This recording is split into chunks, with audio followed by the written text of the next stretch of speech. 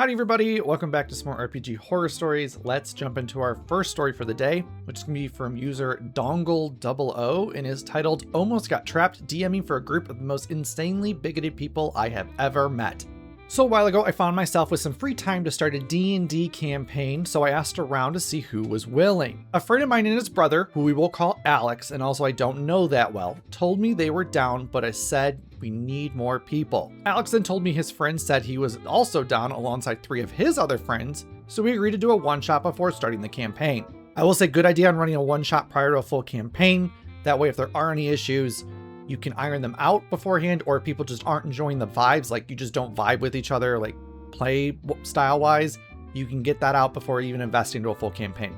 I also find that if you're doing a one shot prior to doing a full campaign, it also helps weed out the shitty players sometimes, as they just immediately show their cards and like why they're a problem player. So I get in contact with Alex's friend, who we will call Sam. We discuss where we're gonna play. He says we can do it at my friend's apartment. I'm gonna give you his number, this friend being John, so I get in contact with him. I notice there's a difference. John is a lot more talkative. He's asking me what the one shot's gonna be like and showing me what characters he has already and asking me which ones I like. As a forever DM, I love players like him. Sam is pretty quiet, and when I ask if he had a character in mind, he's like, I'll just borrow one of John's. I brush it off because I figure it's probably because we haven't met yet, and he might be one of those guys who needs to warm up to someone.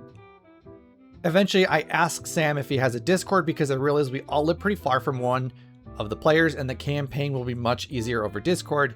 He replied, no, I don't. I said, you should make one. He said, nah, I'll just go to John's place when we play. This should have tipped me off to his personality, as you'll see here. I will say good on OP for trying to accommodate the one person who's quite far away, and playing over like Discord on something like Roll20 or Foundry can be a ton of fun. It's personally how I play D&D and ttrpgs. I highly recommend it. The day arrives and we meet at John's apartment. Sam shows up with his dog and says, sorry, I don't have anyone to watch him. I don't have anything against animals, so I don't mind, but it does become a problem later on. We chat normally as we're waiting on another friend to join us. He's not important to the story, but it's why we didn't play immediately. I assume it's the person that's super far away. So it's just my friend, Alex, Sam, and John. We talk for a bit, we discuss schedules, and we agree we're gonna meet every 2 weeks on Sunday for the campaign, and we'll also do a session 0 after the one shot.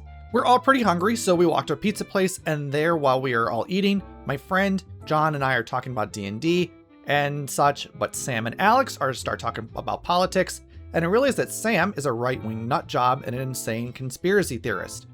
Within 30 minutes, he states, Bill Gates' bioengineering ticks to make us all allergic to meat, so we're forced to live in 15-minute cities owned by the Jews and eat bugs.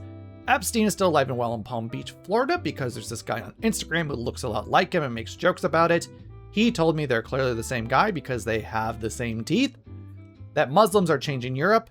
This wasn't even political, just dumb. That Bruno Mars has $50 million worth of gambling debt to MGM. So he's not allowed to release new music and must perform only at MGM until it's paid off. Okay, so Sam probably listens to Alex Jones. It sounds like he kind of listens to that crap. While I can deal with people with differing opinions to an extent, if I get the vibe someone is going to be confrontational about stuff, which is the vibe Sam is giving off here, it makes me not want to play a game with him or them. I'm here to have fun, not get into argument with someone because I didn't reinforce someone's worldview enough or dared to question that worldview. I don't bother arguing with what he said, but then Sam turns to me and goes like, so Alex tells me you're a Muslim. So explain to me why you guys ban alcohol, but coffee's okay? They both change your mental state. They're not the same and you know it, I answer. No, I know some people who are completely different after coffee. I start ignoring him and we head back to this meeting room in John's apartment complex that we reserved for our one shot. Okay, unless you all are super comfortable with your group and you all act like adults, I highly recommend you just not talk politics or real world religions. People have a tendency to get defensive over this stuff and it can quickly lead to arguments. You are all there to have fun, so I would be respectful to each other and just avoid hot topics. Overall, you should just treat those how you want to be treated, all that good stuff. Because TTRPGs are meant to be a fun escape, so you should be helping make them that. That being said here, Sam is being confrontational for no freaking reason. And if he was genuinely curious here, there are better ways to word that question than the way he did. We finally start D&D. John's character is an amnesiac ranger, and he's role-playing pretty well in normal. And my friend is playing a hard-headed barbarian. However, Sam's character is an elf warlock named Sheckelstein, oh boy, who's the laziest anti-Semitic stereotype possible, and every line of dialogue out of his mouth is just anti-Semitic shit and calling people goyim. While Alex's character is a generic horny bard and his sidekick. Throughout the session, Sam drops weird comments and dog whistles, and every time I stonewall him by saying, the NPC has no idea what an Israel or etc. is and thinks you're mad. He then turns and talks to a different player, and I make sure every barmaid is married. Alex rolled a nat 20, so I simply said a barmaid simply chuckles and is flatter this time instead of dumping beer on your head. Stereotypes in games, I think there's a fine line for them. The stereotypical like Scottish sounding dwarf, I think most people are going to be okay with that. A character that is clearly built to ridicule people though based on real world stereotypes, that I have a problem with.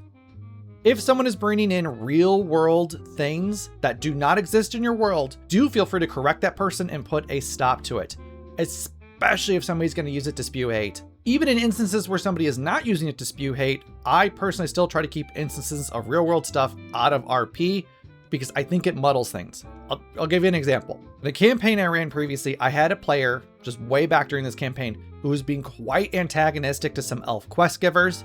These elves had asked the party to deliver a crate, but to not open it. This player, trying to persuade the party to open it, declared, "They could be Nazis, we have to check the crate." I had a number of issues with that player. Among things was them trying to like use persuasion rolls as like charm person type effect to force people to do what they wanted. But the Nazi comparison threw me for a loop in game. I had to clarify to them that Nazis do not exist in this world, so no one would understand what you were saying. You need to reword it. Eventually, he stops to say, "Hold on, I gotta feed my dog, BRB." He gets up with John and Alex and they go to his apartment. 30 minutes pass and I text Sam, "What's taking so long?" He says, "Sorry, my dog is spoiled and refuses to eat canned slop. I'm cooking rice for him." Eventually, he comes back and continues. Okay, if you're gonna step away for that long, you should be upfront about it. Something that can take 5 to 10 minutes and is like what people imagine is that, and all of a sudden is 30 minutes, you're being rude to people at that point. Because at that point, the DM can stop the game, people can get up and stretch their legs, go out to vape or smoke or whatever the hell they need to, or grab a drink, etc. You're rude by wasting that time frame as well. And if you're gonna be gone for 30 minutes, you should really tell people ahead of time, because 30 minutes is a really long interruption in a game. At this point, I'm avoiding putting the spotlight on Sam and Alex, but thankfully they're too busy jerking each other off about how funny their characters are to notice every NPC's ignoring them and their comments. Soon combat starts, and despite being a warlock, Sam didn't pick any spells. He's like, "I don't know what warlocks had spells." John didn't finish his character, and I only wrote the backstory. I just told him to roll Eldritch Blast, and then he suddenly says, "Oh, my dog needs to shit." He goes outside with John. I'm not waiting, so I just play for them, and after an hour, they come back with a new friend who I have not met. Sorry for taking so long. We took a smoke break, and my boy Vinny got off work early, so he's here. We also like D&D and has a he also likes D&D and has a character ready, so can he join? He brought chips. That's what Sam says. I say sure and pray internally that he's normal like John. Those hopes were immediately dashed when Vinny sat down, and the first thing that comes out of his mouth was, "Yeah, I got those new naked Doritos because they don't got dyes and I wanted to try them." It's crazy that they were feeding us goy slop our entire lives and they could just choose not to. Not considering the conspiracy theory touting confrontational bullshit, Sam and by proxy both John and Alex here are being rude and are not respecting people's time. They leave for unannounced periods of time and then suddenly drag others in and want them to play. On top of that, Sam does not have a fully finished character sheet and is quite clearly new to fucking D&D. And if you're gonna be new to D&D, you should be telling people. You need to be upfront with your DM. "Hey, I've never played before," or "Hey, I've never played this class before. I'm gonna have problems." As a DM though, please double check that your players have a fully completed character sheet prior to starting playing, or at least like damn close to a full one. Because something like spells specifically is hard as hell to figure out in limbo mid-game. At this point, if I was OP, I'd either be hurrying this thing along to finish it as soon as fucking possible, or I'd be thinking about getting the fuck out of there.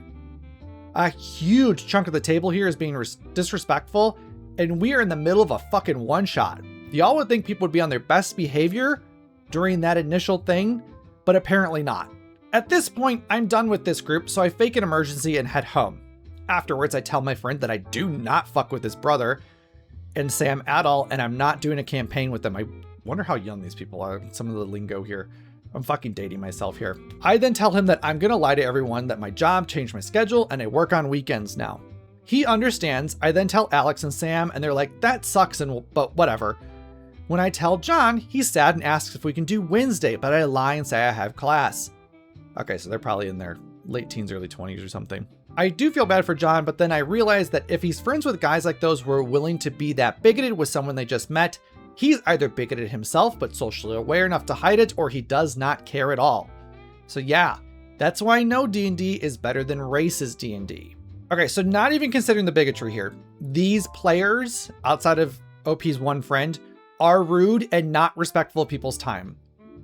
You should not be getting up for extended periods of time like this unless it's an emergency that comes up or you have pre-warned people ahead of time. And if you're gonna step away, you should be trying to get back to that table as quickly as possible, not go out for a fucking smoke break for an hour and then grab more people to play. When people step away from the game, some DMs will try to stall so everyone can enjoy all the potential high moments and story beats, and people disappearing for what could be a huge chunk of the session makes things hard not only for the DM, but other players now, as we may have to cut content or get through it very quickly to meet like a hard deadline. Good on OP for stopping it there.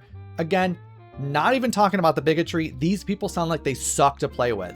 They're disrespectful, they're rude, and they're confrontational. These are things you do not want at your table. And then including the bigotry, you don't want fucking bigots at your table, if I'm being honest. Bigots suck. Our last story today is going to be from user Background Swing 7077 and is titled My D&D session was cancelled because everyone was too tired. Then they played another game for the rest of the evening without me. I need some outside perspective on this because I'm honestly not sure whether I'm being overly sensitive. I'm the DM for a group of 4 friends running an alien RPG campaign. I've been putting quite a lot of effort into it and was really looking forward to our next session. We play on Foundry, so there had been a financial investment in keeping the server running month to month from my end as well.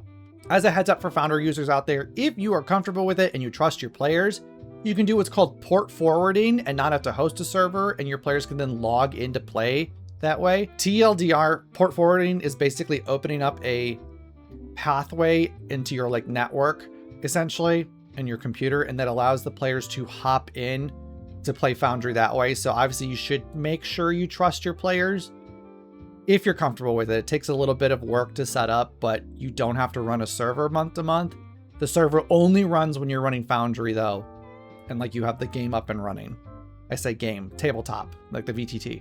Our scheduling has been difficult for a while. Sessions can be 3 to 4 weeks apart. We've had people forget that we even had a session scheduled, and the usual cancellations are blocked out calendars. Because of the long gaps, I also spend a fair amount of time reminding everyone what had happened previously. Sessions are roughly only about 3 hours long. For this particular session, I'd gone pretty far with preparation. I had several pages of material, maps, scenes, artwork, encounters, audio, and narration prepared. Wow, that's a lot.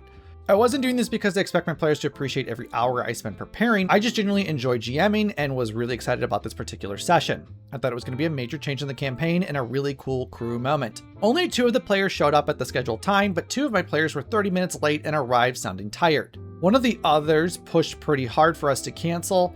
I actually understand that if people are exhausted, I don't want to force them to play a horror RPG for several hours.